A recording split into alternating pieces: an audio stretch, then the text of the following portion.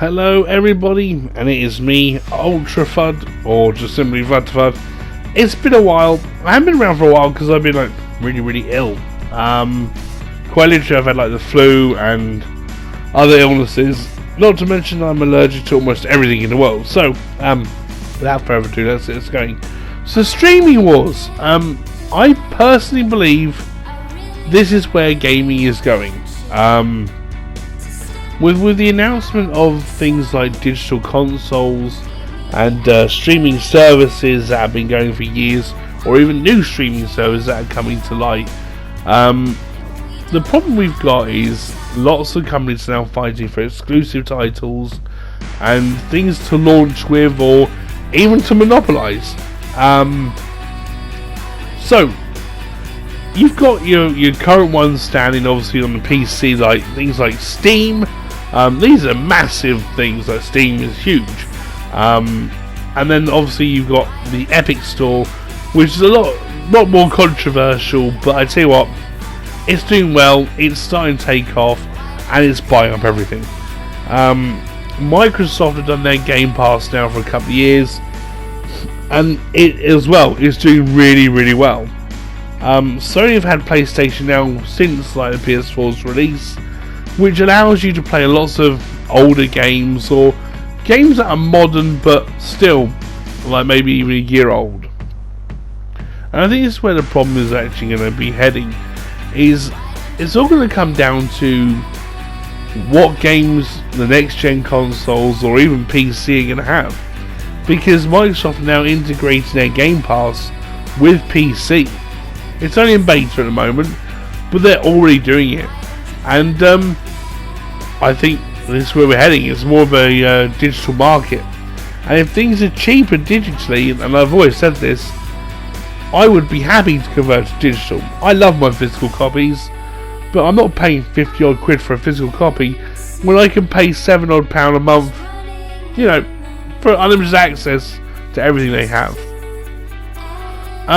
So basically what's going to happen is I'm going to show you a couple of clips of the stores and how much they pay, this kind of thing. So only Steam you don't have to pay for, but you have to pay for the games obviously separately.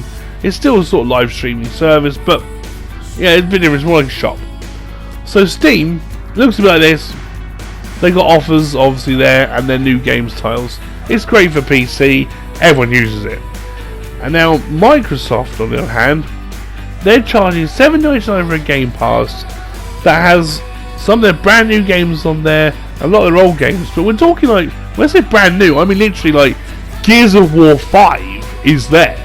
So it's been out a couple months. It's absolutely outstanding.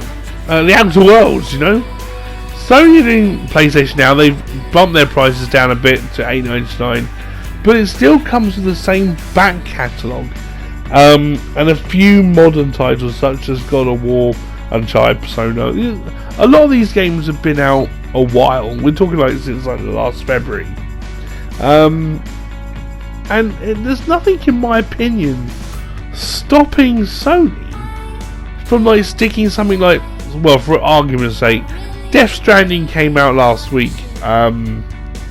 It's a great game. Some people don't like it, some people do. It's a very artistic game, but still it doesn't matter. The point is, they could have stuck that on PlayStation now, just to compete, but they didn't. They haven't done that, and I think it's kind of stupid. I mean, sure, they might lose a bit of money, but in the long run, if you can get people to sign up to a service that you're paying monthly for, so say for argument's sake it was £10 a month, and you're paying £10 a month for their entire catalogue, which I still think is a good price. It's not a bad price at all. But imagine if 1 million people did that, right? So 1 million people did it, you're getting £100 million a month easily, just from that subscription from 1 million people. That to me is insane, right? So imagine if you had all your brand new games on there that actually made you lots of money to start with, but now you've got like, I don't know, let's say for argument's sake 250 million people paying £10 a month. It's a no-brainer.